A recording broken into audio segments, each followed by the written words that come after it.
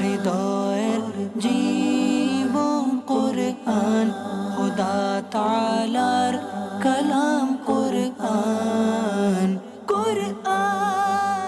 আলহামদুলিল্লাহ রাব্বিল আলামিন ওয়াসসালাতু ওয়াসসালামু আলা সাইয়্যিদিল আমবিয়া ওয়াল মুরসালিন আম্মা বা'দ ফাআউযু বিল্লাহি মিনাশ শাইতানির রাজীম বিসমিল্লাহির রহমানির রহিম আসসালাতু ওয়াসসালামু আলাইকা ইয়া রাসূলুল্লাহ ওয়া আলা আলিকা ওয়া আসহাবিকা ইয়া হাবিবাল্লাহ আসসালাতু ওয়াসসালামু আলাইকা ইয়া নবিয়াল্লাহ ওয়া আলা আলিকা ওয়া আসহাবিকা ইয়া নূরাল্লাহ। প্রিয় ইসলামী ভাইরা, মাদানী চ্যানেল দর্শকবৃন্দ, দরুদে পাকের অগণিত ফজিলত ও বারাকাত রয়েছে আল্লাহ তাআলার প্রিয় হাবিব সর্বশেষ নবী মুহাম্মদুর রাসূলুল্লাহ সাল্লাল্লাহু তাআলা আলাইহি ওয়াসাল্লাম ইরশাদ করেন, কিয়ামতের দিন তোমাদের মধ্য থেকে দ্রুত নাজাত প্রাপ্ত ব্যক্তি সে হবে যে দুনিয়াতে আমার প্রতি অধিক হারে দুরূদ শরীফ পাঠ করে। সাল্লু আলাল হাবিব সাল্লাল্লাহু তাআলা আলা মুহাম্মদ সাল্লাল্লাহু আলাইহি ওয়াসাল্লাম সালাতাও ওয়া সালামান আলাইকা ইয়া সাইয়্যিদি ইয়া রাসূলুল্লাহ সাল্লাল্লাহু তাআলা আলাইহি ওয়াসাল্লাম। প্রিয় ইসলামী ভাইরা ও মাদানী চ্যানেলের দর্শকবৃন্দ, আমার রবের বাণী অনুষ্ঠানে আমরা পবিত্র কুরআনুল কারীমের নির্ধারিত কিছু আয়াত আমরা তেলাওয়াত করে থাকি, অনুবাদ এবং প্রাসঙ্গিক কিছু আলোচনা। আমরা আজকের এই অনুষ্ঠান আপনাদেরকে নিয়ে সাজিয়েছি। আপনাদের কল, প্রশ্নের উত্তর, প্রশ্ন ইত্যাদি নিয়ে আশা রাখব কাছে কিংবা দূরে যে যেখান থেকে আমাদের অনুষ্ঠান দেখছেন, আপনারা সকলেরই অংশগ্রহণে আমাদের অনুষ্ঠান আরও সুন্দর হবে ইনশাআল্লাহ তাআলা। মাদানী চ্যানেল দর্শকবৃন্দ, আমরা যাব পরবর্তী সেগমেন্টের দিকে। পরবর্তী সেগমেন্ট হৃদয়ের জীবন কুরআন, খোদা তাআলার কালাম কুরআন। মাশাআল্লাহ, মারহাবা। আমাদের এবারের সেগমেন্ট পবিত্র কোরআনে পাকের তেলাওয়াত। আমি যেখানেই থাকি প্রতিদিন উচিত আমার কিছু কোরআনে পাকের তেলাওয়াত করা। মাদানী চ্যানেল দর্শকবৃন্দ, অদ্বিতীয় এক গ্রন্থ আল কোরআন, যা আমাদের সকলের পথ প্রদর্শনকারী। যালিকাল কিতাবু লা রাইবা ফি, এটা এমন একটি কিতাব যাতে বিন্দু মাত্র সন্দেহের অবকাশ নেই। হুদাল লিল মুত্তাকিন, আর মুত্তাকিদের জন্য পথ প্রদর্শনকারী কোরআন। আমি কি কোরআনকে তেলাওয়াত করছি প্রতিদিন?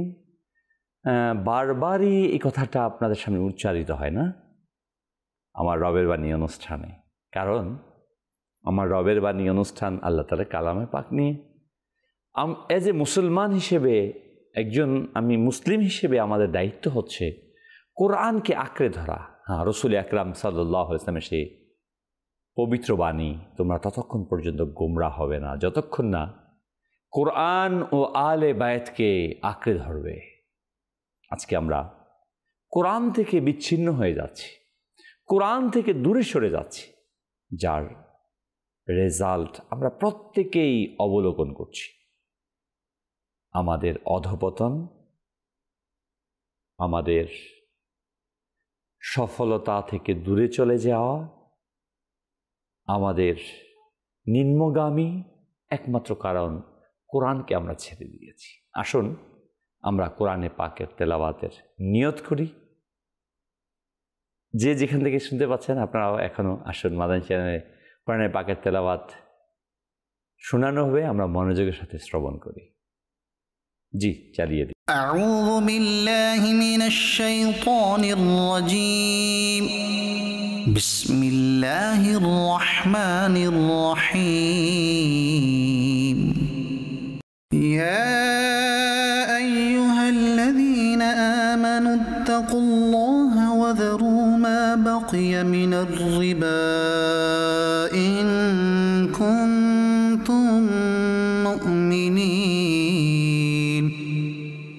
فإن لم تفعلوا فأذنوا بحرب من الله ورسوله وإن تبتم فلكم رؤوس أموالكم لا تظلمون ولا تظلمون وإن كان ذو عسرة فنظرة إلى ميسرة وأن تصدقوا خير لكم إن كنتم تعلمون واتقوا يوما ترجعون فيه إلى الله ثم توفى كل نفس ما كسبت وهم لا يظلمون يا أيها الذين آمنوا إذا تداينتم بدين إلى أجل مسمى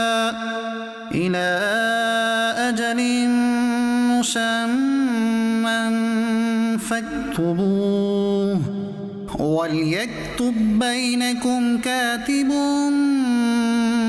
بالعدل ولا يأب كاتب أن يكتب كما علمه الله فليكتب وليملل الذي عليه الحق وليتق الله ربه ولا يبخس منه شيئا فإن كان الذي عليه الحق سفيها أو ضعيفا أو لا يستطيع أن يمل هو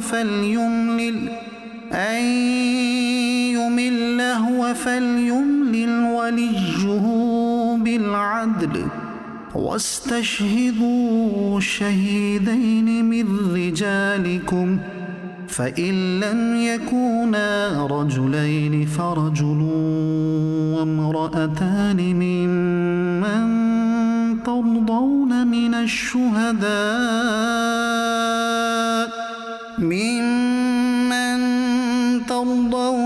الشهداء أن تضل إحداهما فتذكر إحداهما الأخرى ولا يأبى الشهداء إذا ما دعوا ولا تسأموا أن تكتبوه صغيرا أو كبيرا إلى أجله ذلكم أقسط عند الله وأقوم للشهادة وأدنى ألا ترتابوا إلا أن تكون تجارة حاضرة تديرونها بينكم فليس عليكم جناح ألا تكتبوها وأشهدوا إذا تبايعتم ولا يضار كاتب ولا شهيد وإن تفعلوا فإنه فسوق بكم واتقوا الله ويعلمكم الله والله بكل شيء عليم صدق الله العظيم মাশাআল্লাহ। আমরা পবিত্র কুরআনুল কারীমের সূরা বাকারার 278 নম্বর থেকে 82 নম্বর আয়াতের তেলাওয়াত শুনছিলাম। অত্যন্ত হৃদয়গ্রাহী এই কোরআনে পাকের তেলাওয়াত। মাদানী দর্শকবৃন্দ, আমরা চেষ্টা করব প্রতিদিন কোরআনে পাকের তেলাওয়াত নিজে করার জন্য, অন্ততপক্ষে না পারলে শোনার জন্য, এবং আমাদের এটা চেষ্টা হওয়া চাই যেন আমি নিজেই তেলাওয়াত করতে পারি। কারণ কোরআনে পাকের তেলাওয়াতই যদি আমি করতে না পারি, আমি নিজেকে মুসলমান দাবি করি। দেখুন, আমি বাংলা ভাষণ, বাংলা মাধ্যমের শিক্ষার্থী না, অথচ আমি বাংলা ভাষাটাই জানি না, বাংলায় কথা বলতে পারি না, বাংলা পড়তে পারি না। তাহলে কেমন ব্যাপারটা না? কোনো শিক্ষার্থী ইংলিশ ভার্সনের শিক্ষার্থী, অথচ সে ইংরেজি পড়তে পারে না। কত ব্যাপারটা হাস্যকর না? আমি নিজে মুসলমান, অথচ আমার দিক নির্দেশনা যে গ্রন্থ, এই গ্রন্থ আমি পড়তে পারি না। কেমন বিষয়টা না? আশ্চর্যকর ব্যাপার না? আমি আপনাকে অনুরোধ জানাবো, আপনারা চেষ্টা করুন কোরআনে পাককে তেলাওয়াত শিখার জন্য, করার জন্য প্রতিনিয়ত। আমরা যেই কোরআনে পাকের আয়াতে কারিমা তেলাওয়াত শুনেছি, তার অনুবাদ শুনে নিই। হে ইমানদারগণ, আল্লাহকে ভয় করো এবং যেসব সুদের অংশ এখনও তোমাদের পাওনাদারদের রয়েছে তা পরিত্যাগ করো, যদি সত্যি তোমরা ইমানদার হয়ে থাকো। এই আয়াতটা যখন অবতীর্ণ হয়েছিল প্রাথমিক অবস্থায় মুসলমানদের, তার পূর্বে সুদ এর লেনদেন হতো। এটা যেন মনে না করি যে বর্তমান সময়ের জন্য, বরং এটা পরিপূর্ণরূপেই নিষেধ হয়ে গেছে। তৎকালীন সময় যারা নিয়েছে তাদেরকে সে অংশ পরিত্যাগ করার জন্য নির্দেশ দেওয়া হচ্ছে পরবর্তী আয়াতে। আর যদি তোমরা তা পরিত্যাগ না করো, তবে আল্লাহ ও তার রাসূলের পক্ষ থেকে তোমাদের বিরুদ্ধে যুদ্ধের ঘোষণা হয়েছে। তবে যদি তোমরা তওবা করো, তাহলে মূলধন তোমরা ফিরে পাবে। তোমরা কারো প্রতি অন্যায় করবে না এবং তোমাদের প্রতি কেউ অন্যায় করবে না। আর যদি ঋণ গ্রহীতা কষ্ট পায়, তবে তার প্রতি স্বাচ্ছন্দ্যের সময় দিন, যতক্ষণ সে নিজের অবস্থায় উন্নীত না করে। আর যদি তোমরা তার ঋণ মাফ করে দাও, তবে সেটাই তোমাদের জন্য উত্তম, যদি তোমরা বুঝতে পারো। আর তোমরা সেই দিনেরকে ভয় করো, যা দিনের দিকে ফিরে যাব, আল্লাহর কাছে প্রত্যাবর্তন করব। তখন প্রত্যেক মানুষকে তার কাজের পরিপূর্ণ ক্ষতিপূরণ দেওয়া হবে এবং এখানে কাউকে বিন্দুমাত্র অন্যায় করা হবে না। হে ইমানদারগণ, তোমরা যখন নির্দিষ্ট মেয়াদের জন্য ঋণ দাও, তখন দয়া করে তা লিখে রাখো। তোমাদের মধ্যে একজন লেখক ন্যায়পরায়ণতার সঙ্গে তা আল্লাহকে ভয় করে লিখবে। ঋণ গ্রহীতা যেন নিজের পক্ষ থেকে লেখকের নির্দেশে সে বিষয়ে কিছু কম না করে। যদি সে বুঝে বা অক্ষম হয়, তাহলে তার পিতা, মাতা, অভিভাবক তার জন্য যথাযথভাবে লিখে দিক। আর তুমি লেখক, সাক্ষীগণ উভয় যেন ন্যায়পরায়ণতা বজায় রাখে। যদি কেউ এটি অগ্রাহ্য করে, তবে তা সত্যিই তোমাদের মধ্যে বড় অন্যায়। আল্লাহকে ভয় করো এবং আল্লাহ তোমাদের শিক্ষা দেন। ইমানদার মানুষ তো মহাভাবে আল্লাহকে ভয় করে। প্রিয় ইসলামী ভাইয়েরা ও মাদানী চ্যানেলের দর্শকবৃন্দ, পবিত্র কুরআনুল কারীমে এই আয়াতে কারিমাগুলো ছাড়াও অনেকগুলো আয়াতে আমাদের অর্থনৈতিক বিষয়ের দিক নির্দেশনা এসেছে। মানুষের জীবন পরিচালনার জন্য অর্থনৈতিক অংশ এক অপরিহার্য বিষয়। আমাদের এই অর্থনৈতিক অবস্থানগুলো কেমন হবে, কোন পদ্ধতি অবলম্বন করব, কার মাধ্যমে আমরা সফল হব, টোটাল বিষয়গুলো আল্লাহ সুবহানাহু ওয়া তাআলা কুরআনুল কারীমের মাঝে বর্ণনা করেছেন। আমি ব্যবসাকে হালাল করেছি আর সুদকে হারাম করেছি। প্রিয় ইসলামী ভাইরা, আল্লাহ নবী আলাইহিস সালাতু ওয়াস সালাম অসংখ্য হাদিস বর্ণনা করেছেন। যেমনটি হযরতে সাইয়্যিদুনা আবু হুরায়রা রাদিয়াল্লাহু তাআলা আনহু থেকে বর্ণিত, রাসূল করিম সাল্লাল্লাহু আলাইহি সাল্লাম ইরশাদ করেন, রিবা মিন, সুদের 70 প্রকার গুনাহ আছে। ন্যূনতম হলো নিজের মায়ের সাথে ব্যভিচার করা। মাযাল্লাহ, নাউযুবিল্লাহি মিন যালিক। এর চাইতে নিকৃষ্ট শব্দচয়ন, এর চাইতে ধিক্কার দেওয়া, অপমানজনক, লাঞ্ছনাজনক আর কোনো শব্দ ব্যবহার আমার মনে হয় পৃথিবীতে আর হতে পারে না, যেটা সুদের বিষয়ে আল্লাহর মাহবুব সাল্লাল্লাহু আলাইহি ওয়াসাল্লাম ইরশাদ করেছে, এবং আমরা যে আয়াতে কারিমা শ্রবণ করে এসেছি 279 নম্বর আয়াতে কারিমা, আল্লাহ সুবহানাহু ওয়া তাআলা স্পষ্টভাবে বলেছেন, যদি তোমরা পরিত্যাগ না করো রিবাকে, সুদকে, তবে আল্লাহ তার রাসূলের পক্ষ থেকে তোমাদের বিরুদ্ধে যুদ্ধের ঘোষণা। তবে যদি তোমরা তওবা করো, তাহলে তওবার বিষয়ে বলা হয়েছে। প্রিয় ইসলামী ভাইয়েরা, আমরা আজ নিজেদের অর্থনৈতিক অবস্থার এই জায়গায় পৌঁছে গিয়েছি, আমাদের লোভ, সম্পদের মোহ, অর্থের মোহ আজকে আমাদেরকে ধ্বংস করে ফেলেছে। সুদকে আমরা স্বাভাবিক মনে করি, অথচ আমাদের জীবন যাপনের জন্য সুদের প্রয়োজন নেই। আমি এরকম অসংখ্য, আমি ব্যক্তি জীবনে অনেক মানুষের সাথে কথা বলেছি, ব্যাংক থেকে সুদ নিয়ে বিল্ডিং তৈরি করছে, ব্যাংক থেকে সুদে টাকা নিয়ে গাড়ি ক্রয় করছে, ব্যাংক থেকে সুদে টাকা নিয়ে ইন্ডাস্ট্রি নির্মাণ করছে, ব্যাংক থেকে সুদে টাকা নিয়ে দোকান করছে বিভিন্ন কিছু, এবং এটাকে কোনো ম্যাটার মনে করছে না। অথচ 5 ওয়াক্ত নামাজও আদায় করছে না। প্রিয় ভাই, আল্লাহ সুবহানাহু ওয়া তাআলা স্পষ্ট এই জায়গাতে এসে এটাকে হারাম ঘোষণা দিয়েছেন। শুধু হারামের মধ্যে সীমাবদ্ধ না, বরং যারা এই সুদের সাথে সম্পৃক্ত থাকবে, সুদকে গ্রহণ করবে, আল্লাহ তাদেরকে আল্লাহ তাআলা যুদ্ধের ঘোষণা দিয়েছেন।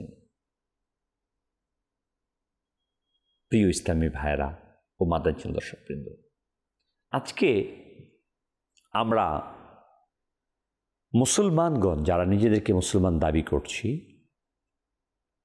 অত্যন্ত কঠিন সময় অতিবাহিত করছি। মুনাজাত করি, মুনাজাত কবুল হয় না। হাদিসের সার অংশ, যখন তোমরা হারাম ভক্ষণ করবে তখন দোয়া করবে, দোয়াকে কবুল করা হবে না। আজকে তাই হচ্ছে। আজকে আমরা অধিকাংশই হারামের সাথে সম্পৃক্ত হয়ে গিয়েছি, সুদের সাথে সম্পৃক্ত, ব্যাংকিংয়ের সাথে, আজকে সুদ ভিত্তিক ব্যাংকিংয়ের সাথে। জি ইন্টারেস্ট, চিন্তা ভাবনা, কত পার্সেন্ট সুদ। আলহাকুমুত তাকাসুর, অধিক সম্পদের মোহ তোমাদেরকে অন্ধ করে রেখেছে, যতক্ষণ না তোমরা কবরের মুখ দেখো। আমাদের একটা ফ্ল্যাট আছে, ব্যাংক থেকে ঋণ নিয়ে বাড়ি তৈরি করি, অথচ হারামের বিষয়ে আমরা কোনো পরোয়া করছি না।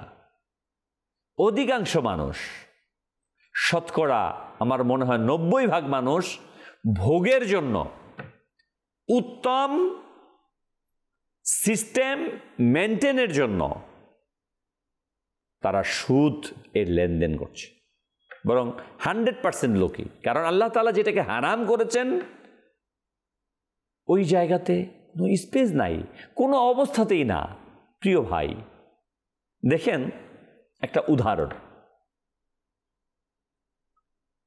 আপনাকে কেউ 250 গ্রাম শূকরের গোশত দিল, শূকরের গোশত, 1 লক্ষ টাকা সাথে দিল, বলে এটা শূকরের গোশত, তুমি যদি ভক্ষণ করো তোমাকে 1 লাখ টাকা দেয়া হবে। আমি আপনাকে প্রশ্ন করি, আপনি কি তা ভক্ষণ করবেন? আপনি নির্দ্বিধায় বলবেন না, আমি মুসলমান, কিভাবে শূকরের গোশত, হারাম গোশতকে আমি খেতে পারি? বলবেন না? বলবেন। কিন্তু দুঃখের বিষয়, এই শূকরের গোশত সেটাও হারাম, আর সুদ এর টাকা দিয়ে আপনি যে বাজার থেকে মুরগির গোশত এনে খাবার খাচ্ছেন, ওই একই হারাম। মাছ ক্রয় করে খাচ্ছেন, হারাম। যেটাই গ্রহণ করছেন সেটা হারাম, যেহেতু এটা হারাম উপায়ে উপার্জিত। প্রিয় ইসলামী ভাইয়েরা, কিছু কিছু গুনাহ আছে এটা এককভাবে হয়, আর কিছু কিছু গুনাহ আছে ওইটা সমাজকেও কলুষিত করে ফেলে, অন্য জনকেও আবৃত করে ফেলে। যেমন সুদ একটা, এটা সামাজিকভাবে আমাদেরকে ক্ষত বিক্ষত করে দেয়। অতএব আমাদের প্রত্যেকের উচিত, প্রিয় ভাই, আমরা যেন নিজেদেরকে সুদ থেকে বের করে নিয়ে আসতে পারি, সুদকে বর্জন করতে পারি। রসুল আকরাম নূরে মুজাসসাম সাল্লাল্লাহু তাআলা আলাইহি ওয়া আলিহি ওয়াসাল্লাম অনেকগুলো হাদিস ইরশাদ করেছেন সুদ প্রসঙ্গে। সুনানে আবু দাউদ এর মধ্যে যদি দুই লেনদেনের কেউ হাত বাড়ায় না, তবে যা কম তার উপর চুক্তি করতে হবে, নতুবা তার রিবা। পদ্ধতিগুলো বলেছেন। রিবা, সুদ বড় গুনাহ। আল্লাহ সুদ গ্রহণকারীদের সম্পদ ধ্বংস করবেন, আখিরাতে কঠিন শাস্তি দিবেন। রাসূল আকরাম সাল্লাল্লাহু আলাইহি ওয়াসাল্লাম ইরশাদ করেন, যে সহিহ বুখারীতে রয়েছে, যারা সুদ নিতে বা দিতে থাকে তারা সৎ রাস্তায় চলবে না, এরকম পাগলের মতো। প্রিয় ইসলামী ভাইরা, আমরা যেন নিজেদেরকে চেষ্টা করি এটা থেকে বাঁচানোর। এই শুধুমাত্র মুসলিম সমাজে, বরং আইএমএ জাহিলিয়াতেও, ইসলামের পূর্ব সময়েও সুদ হারাম ছিল। রাসূল সাল্লাল্লাহু আলাইহি ওয়াসাল্লাম ইরশাদ করেন, সুদ দুনিয়া ও আখিরাতে অত্যন্ত বিপজ্জনক। যে শুধু 1 দিরহাম সুদ গ্রহণ করে তা যেন 36 বার ব্যভিচারের সমপরিমাণ। মাযাল্লাহ, নাউযুবিল্লাহ মিন যালিক। আল্লাহ থেকে পানা, আল্লাহ থেকে পানা। আল্লাহ আমাদেরকে সকল প্রকার সুদ থেকে বাঁচার তৌফিক দান করুক। কোরআনে পাকে আল্লাহ সুবহানাহু ওয়া তাআলা স্পষ্টভাবে বলেছেন, হে বিশ্বাসীরা, আল্লাহকে ভয় করো, সুদ থেকে নিজেকে বিরত রাখো, না হলে আল্লাহ তার রাসূল তোমাদের বিরুদ্ধে যুদ্ধের ঘোষণা করবেন। আল্লাহু আকবার। প্রিয় প্রিয় ইসলামী ভাইয়েরা, রাসূল আকরাম নূরে মুজাসসাম সাল্লাল্লাহু তাআলা আলাইহি ওয়া আলিহি ওয়াসাল্লাম অসংখ্য জায়গাতে সুদের বিষয়ে ইরশাদ করেছেন, এর নিন্দা দিয়ে। এবং এটার সিস্টেমটা কি, যে টাকা দিয়ে টাকা বেশি আনা। ফর এক্সাম্পল, আমি 1 লাখ টাকা রাখলাম, 1,05,000 টাকা গ্রহণ করলাম, টাকা দিয়ে টাকা বৃদ্ধি হলো। কিন্তু আমরা যদি সামান বিক্রি করলাম, এর সামানের বিনিময়ে টাকা নিলাম, তখন এটা আবার সুদ হবে না। মুদারাবা যে পদ্ধতি ব্যাংকিংয়ে, ইসলামিক ব্যাংকিং সিস্টেম রয়েছে, এটা আমি আপনাদেরকে অনুরোধ রাখবো যে আমরা যদি চাই যে আমাদের ব্যাংকিং সেক্টরে লেনদেন করতেই হবে, এছাড়া আমাদের যদি উপায় নাই থাকে, আমি বলবো তাহলে ইসলামিক ব্যাংকিংয়ের বিষয়গুলোর দিকে আমাদের দৃষ্টি রাখা, পাশাপাশি টোটালি সুদ থেকে আমাদেরকে নিজেদেরকে সেভ করা। আসুন আমরা পরবর্তী সেগমেন্টে যাব এবং পরবর্তীতে ইনশাআল্লাহ তাআলা বাকি আয়াতে কারিমার আমরা প্রাসঙ্গিক আলোচনা করব ইনশাআল্লাহ। জি, পরবর্তী সেগমেন্ট। হৃদয়ের জীবন কুরআন, খোদা তাআলার কালাম কুরআন। কুরআন। জি, কল চালিয়ে দিন। আসসালামু আলাইকুম রহমতুল্লাহি ওয়া বারাকাতুহু। আমার রবের বাণী অনুষ্ঠানটি খুবই চমৎকার। এটা আমি আমার পরিবার মিলে একসাথে দেখি।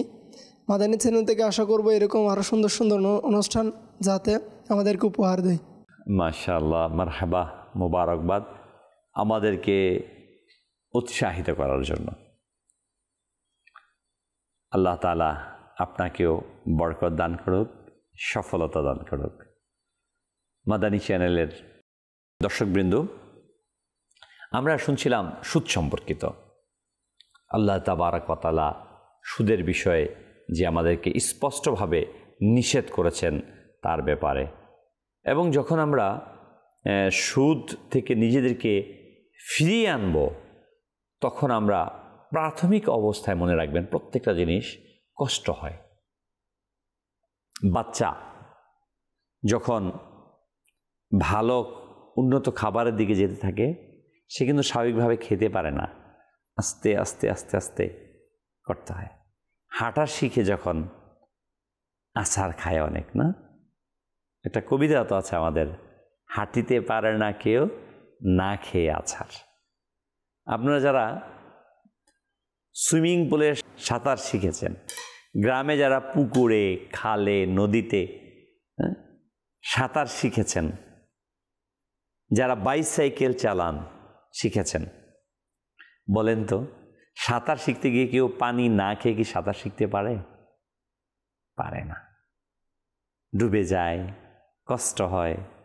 হাঁটা শিখতে গেলে আছাড় খেতে হয়। আপনি যখন সুদমুক্ত জীবন গড়তে যাবেন, পরিচ্ছন্ন জীবন গঠন করতে যাবেন, আল্লাহ তাআলার বিধান মোতাবেক জীবনকে পরিচালিত করতে যাবেন, আপনাকে স্ট্রাগল করতেই হবে। হ্যাঁ, একেবারে আনন্দ চিত্তে এটা সম্ভব না। কষ্টের পর স্বস্তি, আপনাকে কষ্ট ভোগ করতেই হবে ভাই। দুনিয়াতেও দেখেন না, আমরা লেখাপড়া করি কষ্ট করে, তারপর সার্ভিস চাকরি করি, কষ্ট করে ব্যবসা শিখে তারপর ব্যবসা করে। তো আপনি আল্লাহ তাবারক ওয়া তাআলার পথে সুন্দরভাবে চলবেন, স্ট্রাগল না করলে কি সম্ভব? আজকে সুদটাকে আমরা একেবারে গ্রহণ করে নিয়েছি, মনে রাখবেন। তা আমার কিন্তু কোনো কথা আমি বলছি না, কোরআনে পাকের কথা, আল্লাহর কথা। আল্লাহ বলছেন যে সুদ গ্রহণ করবে আল্লাহ এবং তার রসুল তার বিরুদ্ধে যুদ্ধ করবে। সুদ যে গ্রহণ করবে তার সম্পদের মধ্যে আল্লাহ তাআলা বরকত দান করবেন না। যে সুদ গ্রহণ করবে সে ব্যভিচারী চরিতকৃষ্ট। আল্লাহ তাআলা ইরশাদ করছেন, আল্লাহ নবী ইরশাদ করছেন। আমি আপনি এখানে আমার কোনো কিছু বলার নেই, কিন্তু দেখুন তো প্রিয় ভাই, নিজেকে একজন মুসলমান দাবি করি, হ্যাঁ, তারপরে সুদ সম্পদের মোহের কারণে আজ আমি তা ছাড়তে পারছি না। না, বের হয়ে আসুন, ছেড়ে দিন। আপনি আজকে একটি বিল্ডিংয়ের জায়গায় 2টি বিল্ডিং করছেন। কয়টা বিল্ডিং আপনি থাকতে পারবেন? কয়টা রুম আপনার প্রয়োজন? শুধুমাত্র সম্পদের মোহ আমাদেরকে অন্ধ করে পাগল করে ছাড়ছে, শয়তানে গোলাম বানাচ্ছে। আমরা শয়তানের গোলাম দেখি না, আমি নিজেই শয়তানের গোলাম হচ্ছি, যে কোরআনের বিরুদ্ধে, আল্লাহ তাআলার বিরুদ্ধে যুদ্ধ ঘোষণা করছি। আমি সুদকে গ্রহণ করে আল্লাহ এবং তার রসুলের বিরুদ্ধে যুদ্ধ করছি। আপনি কি সফলকাম হতে পারবেন আপনি মনে করেন? সম্ভব? আমি আপনাকে বলবো, যে ভাই ব্যাংকের মধ্যে কিংবা কোনো মানুষের কাছে সুদে টাকা লাগিয়েছেন, আল্লাহর ওয়াস্তে, আল্লাহর ওয়াস্তে, আল্লাহর ওয়াস্তে সুদ থেকে বের হয়ে আসুন। হ্যাঁ, আল্লাহর ওয়াস্তে সুদ থেকে বের হয়ে আসুন। আল্লাহ তাআলার বিরুদ্ধে যুদ্ধ করে সফলতা অর্জন করা সম্ভব না। সুদ এর কারণে প্রিয় ইসলামী ভাইয়েরা, সামাজিক যে সকল কুফলগুলো সৃষ্টি হয়, লোভ, লালসা, স্বার্থপরতা বৃদ্ধি পায়। পারস্পরিক যে সহযোগিতা, সহানুভূতি, এটা কমে যায়। সেখানে টাকার বিনিময়ে টাকা, টাকার বিনিময়ে টাকা, বৈষম্য, বিভেদ সৃষ্টি হয়। সুদ সমাজে ধনী ও দরিদ্রের মাঝে বিশাল বৈষম্য তৈরি করে। একদিকে সম্পদশালীরা আরও ধনী হয়, দরিদ্ররা ঋণের জালে আবদ্ধ হয়ে আরও দরিদ্র হতে থাকে। লোভ ও স্বার্থপরতা বৃদ্ধি পায়। সুদ মানুষের মাঝে লোভ, লালসা, স্বার্থপরতা বৃদ্ধি করে, অর্থকে অলস করে দেয়। আজকে দেখবেন ব্যাংকের মধ্যে আমাদের কোটি কোটি টাকা পড়ে আছে সুদের, ইনভেস্ট হচ্ছে না। কারণ সহজভাবে মানুষ টাকা নিতে পারছে, যার কারণে সুদের মাঝে লাগিয়ে টাকা নেওয়ার চেষ্টা করছে। সুদকে সারা পৃথিবীতে অমুসলিমরা এস্টাবলিশ করছে। অমুসলিমদের অসংখ্য, মুসলমানদের বিরুদ্ধে যুদ্ধের মধ্যে, অসংখ্য যুদ্ধের মধ্যে একটি যুদ্ধ হচ্ছে এই সুদকে মুসলিম সমাজে প্রতিষ্ঠিত করা। আজকে আমরা নিজেরা বলে আমি মুসলমান, অমুসলিমদের গোলাম না, অথচ অর্থনৈতিকভাবে, সংস্কৃতিগতভাবে আমরা তাদের গোলাম হয়ে গিয়েছি। আমরা চেষ্টা করি না। মনে রাখবেন, আজকে আমাদের লালসাই আমাদেরকে সুদে আকৃষ্ট করে, আর কিচ্ছু না, কোনো কিছুই না। শুধুমাত্র আমি আজকে আমার টিনের ঘর আছে, আমি চাই সুদ গ্রহণ করে সেখানে বিল্ডিং বানাতে। গাড়ি নাই, আমি চাই গাড়ি কেনার জন্য। এই সকল মানে আরাম আয়েশ, দুনিয়ার ভোগ বিলাস আমাকে সুদের মধ্যে আবদ্ধ করছে। এটা যদি আমি না করি, জাস্ট স্বাভাবিক জীবনযাপন কিন্তু আমি করতে পারি, এবং ওই সাধারণ জীবনযাপনটা একসময় আমাকে নিয়ে ইস্টাবলিশ। আমাকে এরকম অসংখ্য ব্যবসায়ী বলেছে, ভাই সুদের লেনদেন আমি করি না, আলহামদুলিল্লাহ এত সুকুন জীবনযাপন করছি, আরাম, যা আমাকে বলার ভাষা নেই। আবার এমন অনেক ভাইয়ের সাথে আমার কথা হয়েছে যারা ব্যাংক থেকে লোন নিয়ে বিজনেস পরিচালনা করছে। অনেক ভাইয়ের সাথে কথা হয়েছে, বলে যাই যে পেড়া, একটা প্রচণ্ড প্রেশার প্রতিনিয়ত আমাদেরকে দাবিয়ে বেড়াচ্ছে, প্রতিনিয়ত যে আমাকে দিতে হবে ব্যাংকের ইন্টারেস্ট, সুদ দিতে হবে। কেন রে ভাই, এত লোভ কেন? একটু নিয়ন্ত্রণ করি। আল্লাহ তাআলার বিরুদ্ধে আপনি কি মরবেন না? আমি কি মরব না? নাকি চিরস্থায়ী ওই ফেরাউন যেরকম মনে করেছিল নিজেকে খোদা দাবি করে স্থায়ীভাবে থাকার চিন্তা ভাবনা করেছিল, আপনি আমি কি আজকে তেমনই হয়ে যেতে চাচ্ছি? কতদিন থাকবেন? 80 বছর, 90 বছর, 100 বছর যাবেন তো না পৃথিবী থেকে? কেন আল্লাহর বিরুদ্ধে যুদ্ধ করছেন? কেন তার প্রিয় হাবিব সাল্লাল্লাহু আলাইহি ওয়াসাল্লামের বিরুদ্ধে যুদ্ধ ঘোষণা করেছেন? আসুন আমরা চেষ্টা করি নিজেদেরকে সেভ করার জন্য। জি, পরবর্তী কল চালিয়ে দিন। আসসালামু আলাইকুম রহমতুল্লাহি বারাকাতু। আমি আবরার ফায়াজ চট্টগ্রাম থেকে বলছি। আমার রবের বাণী এটি একটি খুব চমকপ্রদ অনুষ্ঠান। এই ধরনের অনুষ্ঠান মাদানী চ্যানেল বাংলা আমাদের উপহার দেবে, আরও আশা করছি। আমার জন্য দোয়া করবেন। আমাদের ভিডিওটা ছিল, সেটাও চালিয়ে দিয়েছে, ধন্যবাদ। জি, পরবর্তী সেগমেন্ট। হৃদয়ের জীবন কুরআন, খোদা তাআলার কালাম কুরআন, কুরআন। মাদানী চ্যানেল দর্শকবৃন্দ, আমাদের এবার সেগমেন্ট হচ্ছে গত অনুষ্ঠানে যে প্রশ্ন হয়েছিল সেই প্রশ্নের উত্তর। জি, হৃদয়ের জীবন কুরআন, খোদা তাআলার কালাম কুরআন, কুরআন। সপ্তাহের অনুষ্ঠানের প্রশ্ন ছিল কুরআনুল কারীমের কোন সূরায় প্রিয় নবী সাল্লাল্লাহু আলাইহি সাল্লাম সর্বশেষ নবী হওয়ার কথা উল্লেখ রয়েছে? সঠিক উত্তর ছিল সূরা আহজাবের 40 নম্বর আয়াতে। মনে রাখবেন, আমাদের প্রিয় নবী সাল্লাল্লাহু আলাইহি সাল্লাম সর্বশেষ নবী। আমাদের প্রিয় নবীর পর কোনো নবী নেই।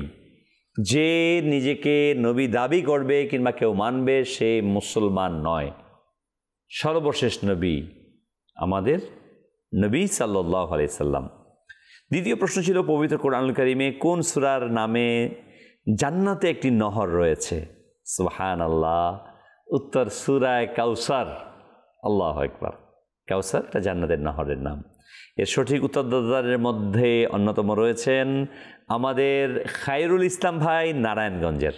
মাশাআল্লাহ, আপনাকে আন্তরিক মোবারকবাদ। আল্লাহ তাআলা বরকত দান করুক। মাদানী চ্যানেল দর্শকবৃন্দ, আমরা পরবর্তী সেগমেন্টে দিয়ে যাব। হৃদয়ের জীবন কুরআন, খোদা তাআলার কালাম কুরআন, কুরআন।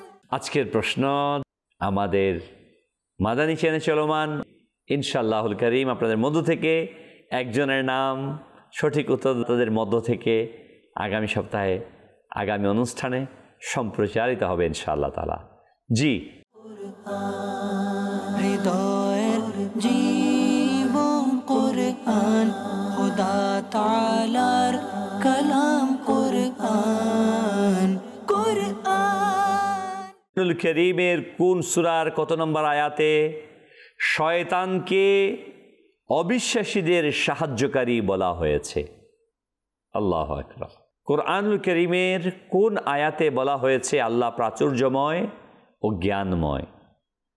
মাদানী চ্যানেল দর্শকবৃন্দ, যে যেখান থেকে দেখতে পাচ্ছেন আমাদের এই অনুষ্ঠান, আশা রাখব আপনারা সুন্দরভাবে লিখে সঠিক উত্তর প্রদান করবেন ইনশাআল্লাহুল কারীম।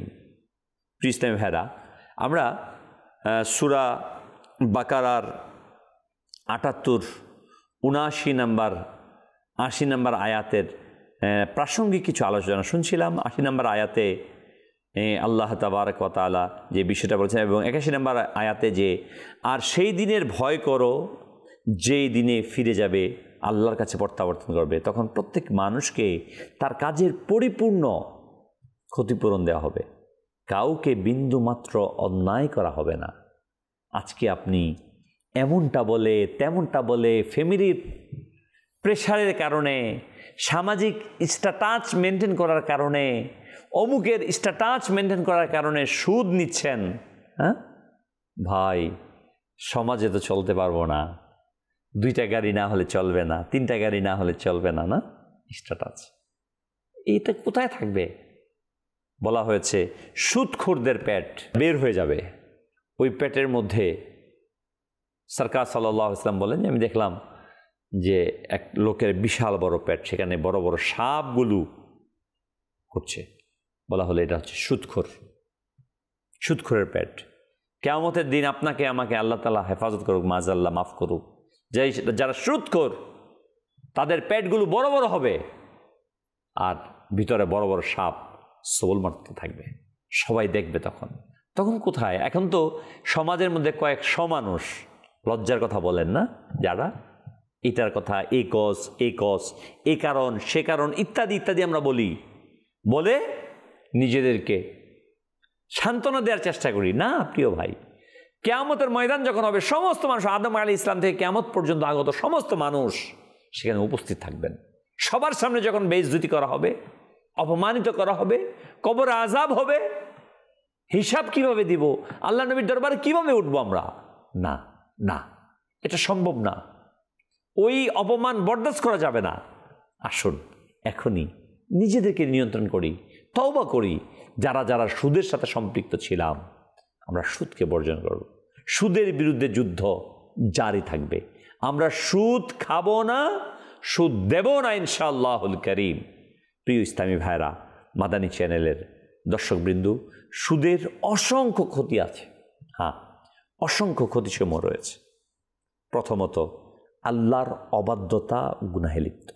সুদ খাওয়া দেওয়া এটা ইসলামী শরীয়তে স্পষ্ট হারাম, হারাম এবং হারাম।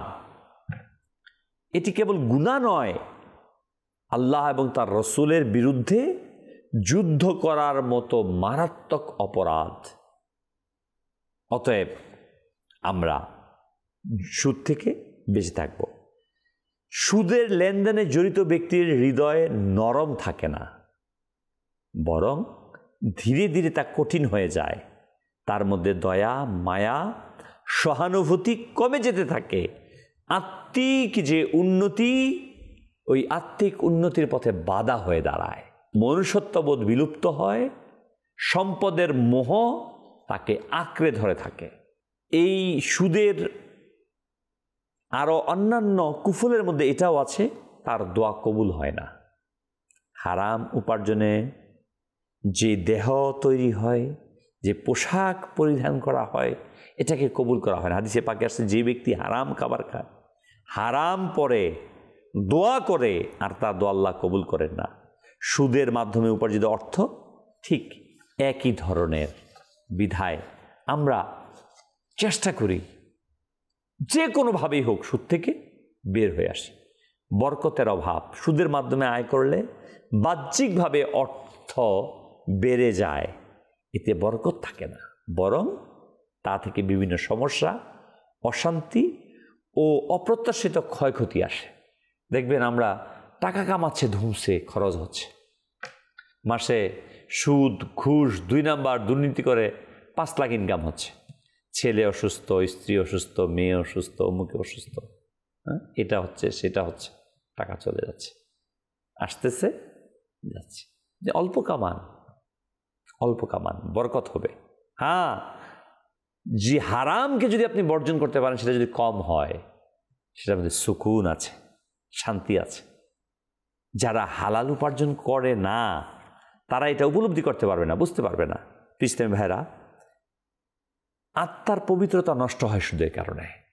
সুদ আত্মাকে অপবিত্র করে তোলে। একজন মুমিনের জন্য আত্মার অপবিত্রতা মারাত্মক বিষয়, আর আত্মার পবিত্রতা হচ্ছে ফরজ, যা হারাম উপার্জনের মাধ্যমে নষ্ট হয়।